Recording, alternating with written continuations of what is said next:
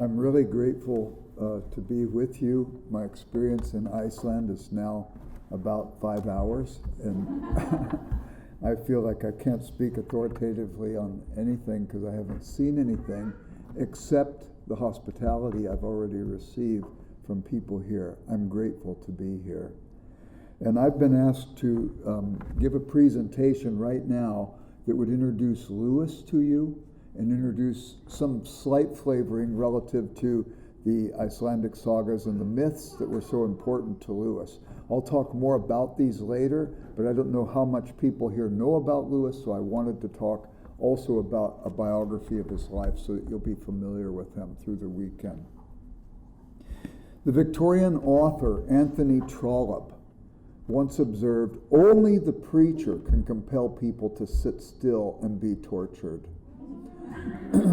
As a college and university professor, I know this isn't true. We professors do it far better. We hold grades over students' heads, and consequently, we torture them. But in Plato's Gorgias, it begins with the discussion of rhetoric, and it moves to a discussion of justice, because a person who has persuasive abilities better be a just person lest they persuade people to do things manipulatively. How do you persuade anybody justly? And I think C.S. Lewis's posture is instructive to us, because as you read him, he tends to get shoulder to shoulder with his readers and describe something so clearly and well, because the role of a communicator is to describe and define. And if the description is good, the reader and the audience is no longer concerned about the presenter. They're more fascinated with the thing itself. And when the presenter leaves, or the author leaves, they're still focused on this, digging deeper. Because every truth we know, we can plumb it more deeply. We can apply it more widely. We can understand it in some sort of coherent relation with other truths.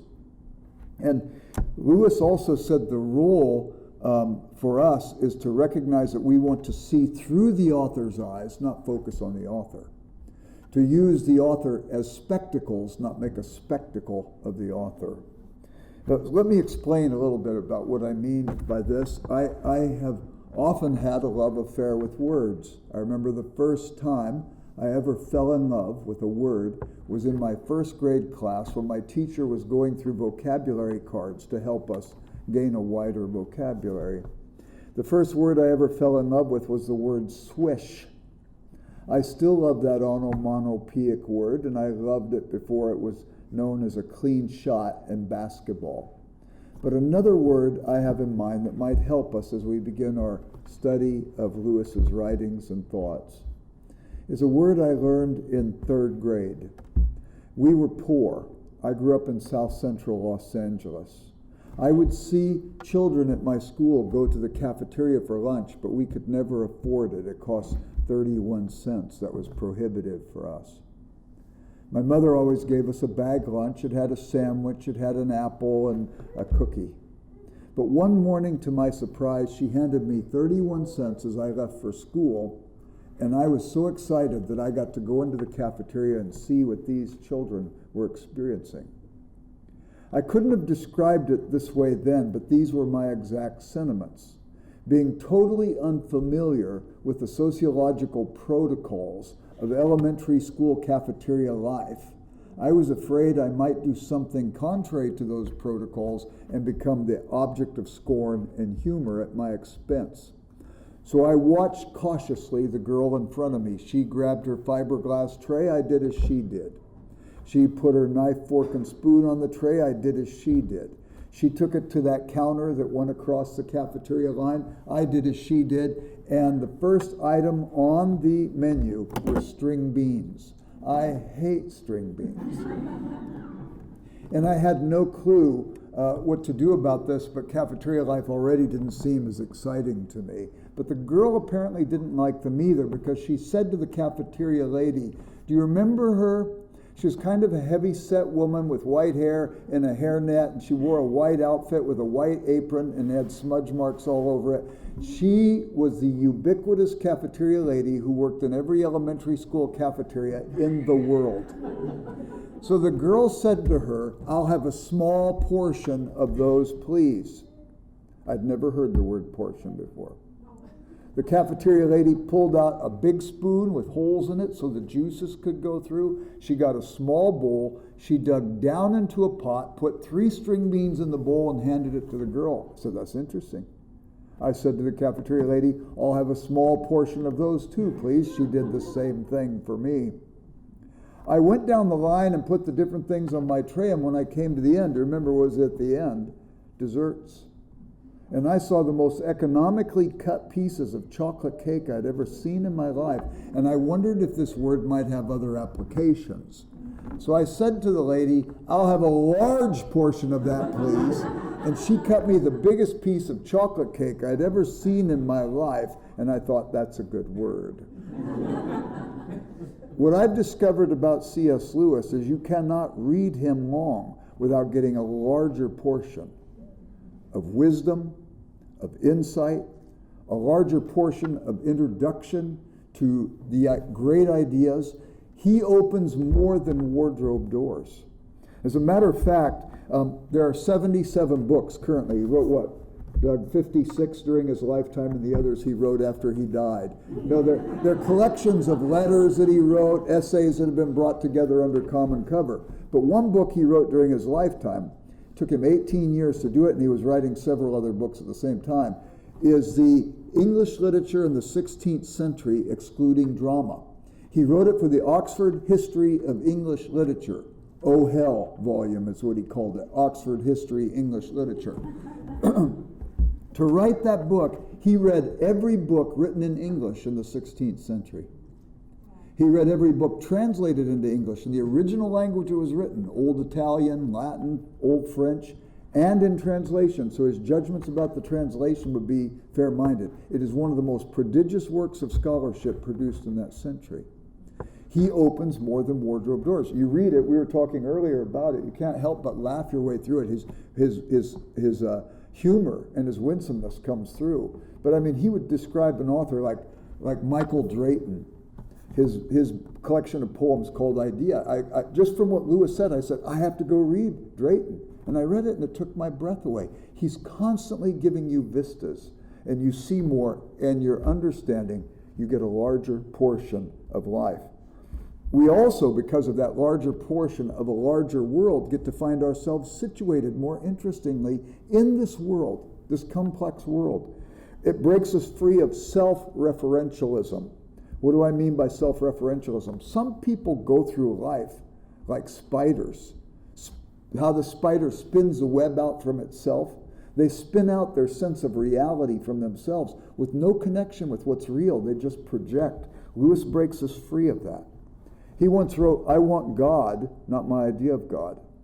I want my neighbor, not my idea of my neighbor. I want myself, not my idea of myself. Lewis wanted his readers to gain a more robust vision of the world, and this was characteristic of his own life and development. He wrote in a literary critical work called An Experiment in Criticism, in coming to understand anything, we must reject the facts as they are for us in favor of the facts as they are. They truly are. In the epilogue of that book, he even said, my own eyes are not enough for me. I would read what others have written. I would see what they have seen. Even that's not enough for me. I would read what they've imagined. And he went on further to say, as a matter of fact, I regret that the brutes cannot write books. Gladly would I see how the world presents itself to the eye of a mouse or a bee, or how it comes charged to the olfactory sense of a dog. He would eventually come to believe in a world infused also by the very presence of God who made it, when he moved from his atheism to his faith. He wrote, I believe in Christianity as I believe the sun has risen, not only because I see it, but because by it I see everything else. His one student, Harry Blamires at Oxford University, he wrote a book called The Christian Mind. And he said, in a secular world, we tend to think segmentally. And we have compartments. This is what I think about my family life. This is what I think about my hobbies and interests. This is what I think of my vocational life. This is what I think about economics. This is what I think about history. This is what I think about politics. This is what I think about my friends. They're not related to each other necessarily. And Baumeier said he got from Lewis this integration, this faith integration of an approach to liberal arts that sees everything as somehow connected to everything else. This is important. So let's look at Lewis's life and development and where it is significant. Let's also pay attention to those places where myth generally and Nordic Icelandic myth specifically played a part in his own development. His faith was the biggest thing, but these other things contributed significantly, and we want to consider that. He was born in Belfast, Ireland. Lewis was Irish. Many people think he was English. He is from Great Britain, right? But he had an Irishman in him. He once said to somebody, I am an Irishman, so naturally I am a rhetor and a talker, in one of his letters. He was a storyteller. He came from wealth. This is interesting. I give lectures in Belfast at least twice a year. And one time I was giving lectures there, and the people that knew him, the people that invited me to give the lectures knew the woman that owned his boyhood home. And so I went all through. She gave me 2.5 hours to crawl all around. I had a copy of his autobiography, Surprised by Joy. I could look out the windows and see the things that he could see. He could look upon the Belfast Lock. While they were building the Titanic, he watched them from his window at home. You see, though, this house, it's a grand house. And it sits on the biggest lot in what at that time was the wealthiest suburb of Belfast. And you realize that he came from wealth. His father was a police court solicitor. His mother was a graduate of Queen's University with a degree in mathematics in the 1800s when women didn't go to school. Very bright people. His cousins were the Ewarts of Glenmachan. They are still to this day one of the wealthiest families of Belfast. His uncle was a member of the Irish Parliament, and Lewis seemed to be utterly unaffected by his status. He came from somewhat upper class. I never picked that up from his books because he didn't show that. I had to go see his world. I've seen wealthy people who become hoardingly self-absorbed, stingy and Scrooge-like. And I've seen wealthy people who become magnanimous, charitable, and kind. Lewis leaned towards the kindness. I've seen people who have suffered and they become jaded and calloused and bitter and difficult to live with. And I've seen others who through suffering become tender, empathetic, kind, and understanding. The conditions do not necessarily dictate the state of one's heart. We all, like Lewis, need to respond as best we might to conditions not necessarily of our making. Lewis did well over the years. He gave charitably of his income. He gave tenderly of his heart. There was a woman who wrote to him. He always answered all of his mail, just like his stepson does. His stepson stayed with me. The light's always on till long into the night, and it's always on before I get up in the morning, because he answers all of his emails as well, like his stepfather. I don't know how Lewis did it, and I'm amazed. But nevertheless, a woman wrote to him. He wrote her back. She wrote him again. He wrote her back. She wrote again, and they carried on a correspondence for 13 years. He had expressed to people, I don't think I'm doing her a lick of good. But she mattered because she was a person made in the image of God, and Lewis felt the responsibility to serve her. There was a Catholic priest in southern Italy who wrote him. Lewis wrote him back. The priest didn't think Lewis knew Italian. He did. But the priest figured an Oxford University fellow would know Latin. So he wrote him in Latin. Lewis wrote him back in Latin. They carried on this correspondence for 16 years. It's amazing. Out of his sadnesses of his life, I think he grew empathetic and kind towards the people he met. He gave away 4/5 of his income and 100% of the money he made from his Christian books and speaking. The story, there's a wonderful story that a panhandler came up to him when he was in Oxford asking for money. And Lewis reached into his pocket and gave this panhandler all the money he had in his pocket. And I don't remember, it was Neville Coghill or Tolkien. I think it was Tullis. Tolkien who was with him. And Tolkien said, why'd you give that guy money? He's just going to go drink it. And Lewis said, yeah, I know, but if I kept it, I would just drink it. He was more scrutinizing of his own motives rather than somebody else's. And that's always good. I've given up trying to guess somebody else's motives. My own are such a mystery to me. He lived through a time when the political climate in North Ireland was difficult. He had deformity of his thumbs. He could never use scissors, he said. And when his friends would make castles at the beach or something like that, he had to content himself to writing about them. He was not happy because he was made fun of at school because he was awkward when it came to games. But little did he know that while he was writing because his thumbs were deformed, he was creating skills that lead us all to be here today because we admire what he learned as a writer. His mother got cancer, and she died when he was 9 years old. I read a biography one time that said Lewis came to adulthood and hardly knew anything about suffering. It was a bunch of balderdash. He was told by well-meaning people at his church, but misguided people, if you pray for her, she'll get better. You can't tell people that sort of thing. He prayed for her diligently. They said, you need to pray with more sincerity. He prayed with more sincerity, and when she died, it was as if he felt he was responsible for her death. And he decided too, deformity of thumbs, if God made us, and this is what I've had to suffer with, and my mother dying very early on in his life, he says, if God exists, he doesn't matter. And he drifted towards atheism. He had a difficult relationship with his father, and right after his mother died, his father sent Lewis and his older brother, Warren Lewis, to a school in Watford, outside of London, in North London. And this man had a private school. His name was Robert Capron. And Lewis and his brother would write to his father, get us out of here, this guy's crazy. 2 years this went on. They would come home for breaks. 2 years before finally his father took him out of that school. And about 3 months later, that Robert Capron was declared insane and put in a mental institution. He goes from the death of his mother, so what, 2 or 3 weeks after she died, something like that, into this land of this madman. His early atheism was a means for coping with things. He said, I did not believe in God, in his autobiography, and I was angry at him for creating a world, and he didn't see the incongruity in that kind of judgment.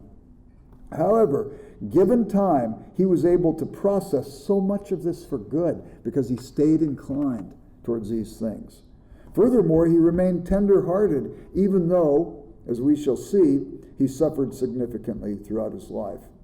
Well, when he was a boy, his older brother Warren brought into the nursery of the house they lived in before they moved into the big house, Little Lee, a toy garden on the lid of a biscuit tin with some moss and some leaves and so on. And Lewis said, what all real gardens failed to do for me, that toy garden did. It awakened in me a sense of beauty. This is remarkable. It awakened in him a sense of longing. But longing for what? And desire for what? And so much of his life he spent in quest trying to know what the longing was for, and once he discovered, then wanting to discover more deeply about that. He ends up, his father builds his house on Circular Drive in Belfast, the one that I was telling you was so spectacular. Lewis wrote in his autobiography, I never saw a beautiful building and never believed a building could be beautiful. This house was incredible. I went in it, and when I went in it, I immediately thought of that passage in Surprised by Joy, his autobiography, where he says this about this house. The entry was huge. And in the entryway, you had this dark wood, and on one side was a fireplace big enough you could walk into it. It was made of bronze and cobalt blue. His father had had it made in Norway and then shipped to their home in Belfast.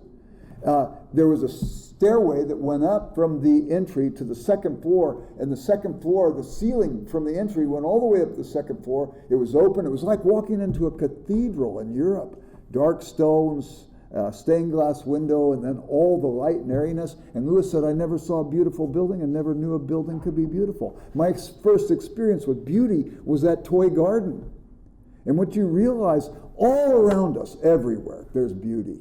Would we willingly distill it out and pay attention? But the fact that that was the place where somehow God was reaching out to Lewis and opening his eyes to see this wider world, getting a bigger portion of this world for himself when he was little. All of a sudden you realize the wooing of God for any of us is unique and particular. And while we may be surrounded with a world that is pulsating the beauty around us, some things attract our attention. Another thing that attracted his attention was when he was a boy, he picked up a copy of Longfellow's translation of Tainer's Drapa. And it was the Nordic myths.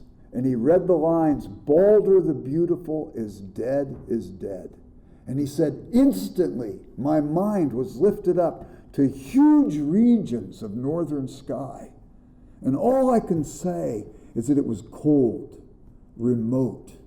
It was spectacular. And what happened was, again, the desires that he felt that set him on a quest once he saw this toy garden were now fed with a kind of literature. And this literature caused him to start thinking, maybe this is something transcendent that I'm looking for. And consequently, then, he started having almost an obsession with the Nordic myths at that particular time. He also felt an inconsolable longing to want to attach himself to whatever it was that was so evocative in this literature. The identity was ambiguous, but the longing was clear in him. And he was hounded by this longing. There's a poem written by Wordsworth called My Heart Leaps Up. And there's a line in that poem that says this, the child is the father of the man. We could also say the child is the mother of the woman. Impressions that are sometimes made in childhood, for ill or for good, can define us and can affect us. If you read Lewis's book, Surprised by Joy, joy for him is a technical term that speaks of longing. And when he wanted to describe his life and what it was like, it was marked by this longing. And so consequently, here was this longing that was fed by the Nordic myth. So you people from Iceland need to know that though Lewis never set foot on your land, he was moved by your literature and by your history and so on. Furthermore, he had a friendship. There was a guy that lived across the street. His name was Arthur Greaves. And Greaves was a little bit ill, and it was a more formal time, and Lewis's family got a letter saying that the Greaves boy would entertain a visit from the Lewis boy. Lewis was put out by this because he had to put on his Eton collar and he had to go over and get dressed up to go see this sick kid across the street who he didn't really care much for.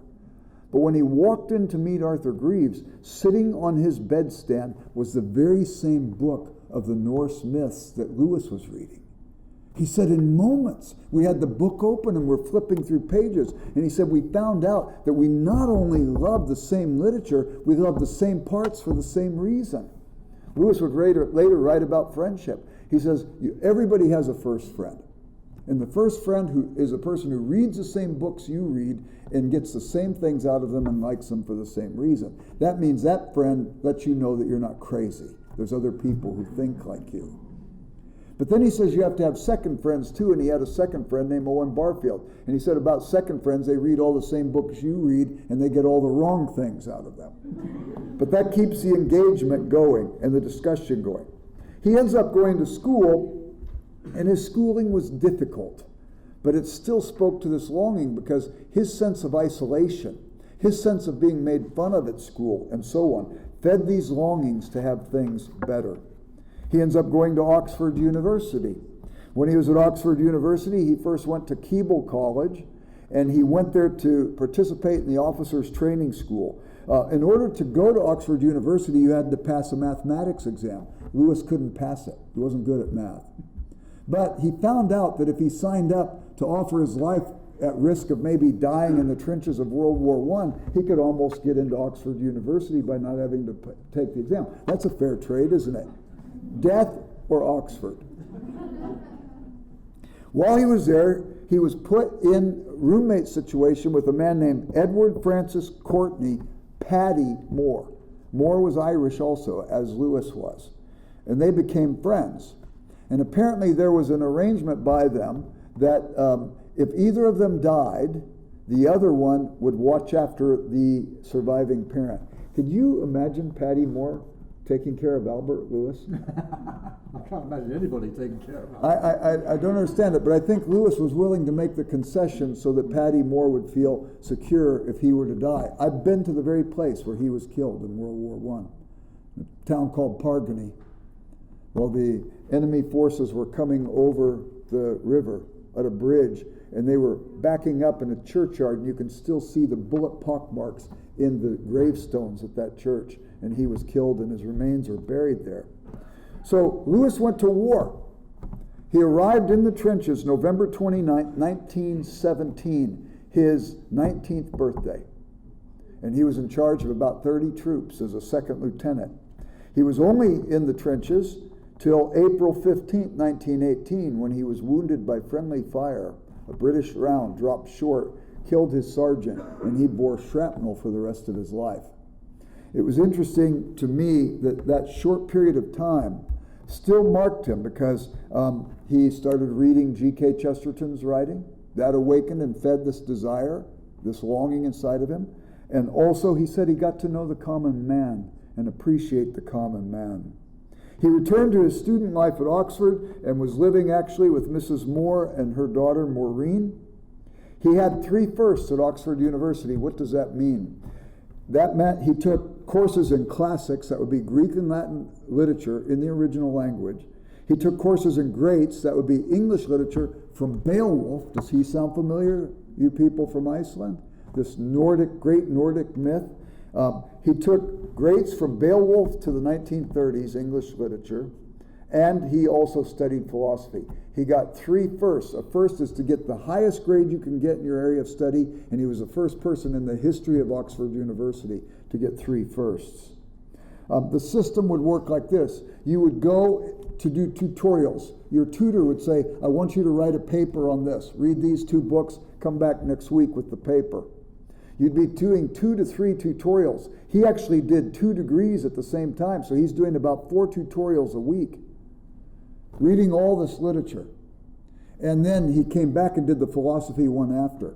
But he does all this work, and you go for these tutorials every week for 8 weeks, take 6 weeks off, come back, tutorials every week for 8 weeks, take 6 weeks off, come back to tutorials every week for 8 weeks, and take your long break, the summer break. You do that for 3 straight years, and you don't take exams.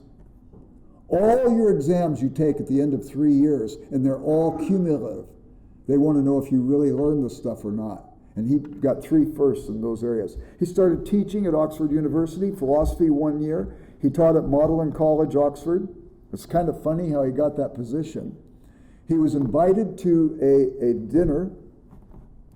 He thought that everybody was going to be wearing white tuxes at the dinner. Instead, everybody was wearing black tuxes, and he was the only one with a white tux. Not a good way to start out in work.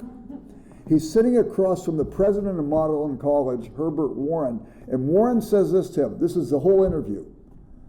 Do you like poetry, Mr. Lewis? He said, yes, Mr. President, and I also like prose. And that was it. He got the job. So anyway, he was teaching there for 29 years, and then later was 9 years a professor at Cambridge University. Well, during that time, another thing happened that also relates to the Nordic myths. There was a student that he had who loved reading the Icelandic sagas. And he thought, I would think it would be great if we could read these in the originals. This student also had another teacher at Oxford named J.R.R. Tolkien. Lewis and Tolkien had they knew who each other was because they were both on the English faculties.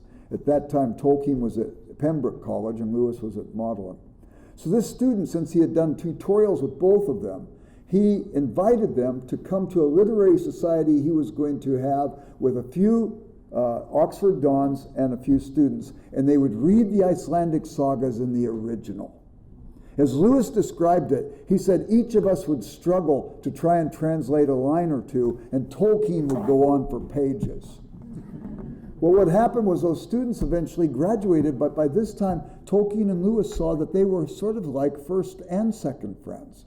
First friends because they read the same stuff and got the same thing out of it, and like second friends, they read the same thing and sometimes disagreed with each other. But this disagreement sharpened them in their own writing, in their own ability to write, and they started from that a group, a notorious group called the Inklings, made up of several Oxford University dons and professors. And consequently, they would read what they were writing to each other and critique it. And Lewis said that he and Tolkien, where their friendship began with the Icelandic sagas, they started writing the things and the kinds of books that they said they themselves wanted to read. And this myth and story was at the heart of their friendship. Matter of fact, you could almost say, had it not been from the literature of this country, the friendship, the notorious friendship, celebrated friendship between Lewis and Tolkien might not have ever come to be. But Tolkien was a Christian, and Lewis was an atheist. But Lewis loved the myths. He loved this concept of transcendence coming down to earth, making itself known to mere mortals and so on. And so Lewis, struggling with these things, had a late night discussion with Tolkien. And Lewis had struggled and suggested this analogy. I didn't think I could know God personally any more than Hamlet could know Shakespeare. He had this talk with Tolkien. Tolkien said, you like these myths? You like the Nordic stories? How come you can't accept the one story where this reports not only to be so much like these stories, but it also is true historically, where God came down? And all of a sudden, Lewis puts it together and says, I think my analogy about Hamlet and Shakespeare is a good one. But in fact, Hamlet, the character of the play, could never break out of the play to get to know the author. But Shakespeare, the author, could have written himself into the play as Shakespeare, the character, and made the introduction between Hamlet and Shakespeare possible. And he says, I think that's what happened. And a lot of this came out of, again, the love of this kind of literature that led to his friendship with Tolkien, that led to those conversations. And then on September 28, 1931, C.S. Lewis had a major change in his life. He converted to Christianity. But it grew. It's related directly to much of this. Lewis's own writing was very much affected by this as well. As I said, Lewis and Tolkien liked to write the kinds of books they liked to read. One of the books Lewis wrote before he was a Christian, it's called Dimer. It's a narrative poem, 100 pages long. I just finished a book on Dimer recently. Nobody reads it, but they should. Most of Lewis's big ideas are in germ in that book, and they flourish as he grows and develops himself to faith, and he begins to take the questions he's asking in that book and insert the answers he's discovering in his life after his conversion. He also wrote a book called The Pilgrim's Regress. It was the first book he wrote after his conversion. The full title, The Pilgrim's Regress, an allegorical apology for Christianity, reason, and romanticism. And there's a young man in this book whose name is John. He has a vision of an island, a lot like Lewis's toy garden experience. And he sees that vision, and he wants to quest to find the object of this longing that's awakened when he sees the island. As he goes on his pilgrimage, he's always bouncing from right to left, north to south. In the south are swamps that get him bogged down. In the north are mountains. And this relates to truth and reason versus issues of the heart in the swamps. Lewis wrote later in another book, literary criticism of his friend Charles Williams' Arthurian poetry. There's a scene from Wordsworth where this Bedouin shepherd has a rock in one hand, a stone, and a shell in the other, and he's trying to fit the stone in the shell. The stone represents reason, the shell represents the issues of the heart. And Lewis says the first problem in life is, how do you fit the stone in the shell? How do you get a holistic approach to life that can satisfy the questions of the mind and also satisfy the longings of the heart? And when Lewis wrote this Pilgrim's Regress, he titled the whole thing, The Pilgrim's Regress, an Allegorical Apology for Christianity, Reason, and Romanticism. He felt his faith was the thing that finally brought these things together and allowed him to look at an integrated approach to life that gave him a full portion. As a matter of fact, Lewis also was a lover of an author named George MacDonald, who wrote stories that are very myth-like. As a matter of fact, Lewis and Tolkien called his stories mythopoeic. Poieo is the Greek word for poem, from which we get the word poem, but it literally means a making. So these are people who make myths with the goal of awakening our desire to something transcendent. George MacDonald, the Scottish author, had once written, "We do not have souls. We are souls. We have bodies." You tell a child he has a soul, he thinks like anything else he has. His keys, his books, his lunch, his coat. He could leave it behind while he goes to the grave. His soul goes off someplace else. And MacDonald said, no, tell a child he is a soul and he has a body. And when he dies, he leaves his body behind like clipped hair on a barber shop floor, for those of you that still go to barbers. You can see I'm follically challenged. It says in the Bible, God has the hairs of our head numbered, which means he knows less and less about some of us every day. But what makes up the soul? I've read a lot of books on it. I think I could set forth proofs for the existence of the soul. But traditionally we've said it has a thinking part, the reason. It has a feeling part, the emotion. It has a choosing part, the volition, the will. And what you get from Lewis is that, hands down, reason is the weakest. Reason is the weakest. We can take with our reason. We make a bad choice and our reason doesn't wisely kick in and say, that's a stupid choice. You follow down that line, you're going to hurt yourself and hurt the people who care for you. No, reason being weak is marshaled by the will to make all kinds of excuses for the bad choice. In Greek, Aristotle calls this excuse-making akrasia or akrasia, the justification of bad acts. Justification to the point of moral blindness. And Lewis says that the reason can stand like dragon sentries before my heart, preventing truth to get to that heart because of the excuses I've been making. How do you get past the watchful dragons, Lewis asks. And he says sometimes story gets past the watchful dragons.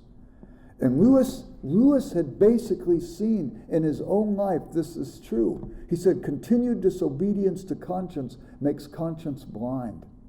But it was through story, through the Nordic myths, through the classical myths, Greek and Latin myths, through story generally, George MacDonald's story, mythopoeia, that all of a sudden things started to get through to his heart, melt his heart, stay inclined towards trying to understand these rational objections that he had and come to a more integrated life.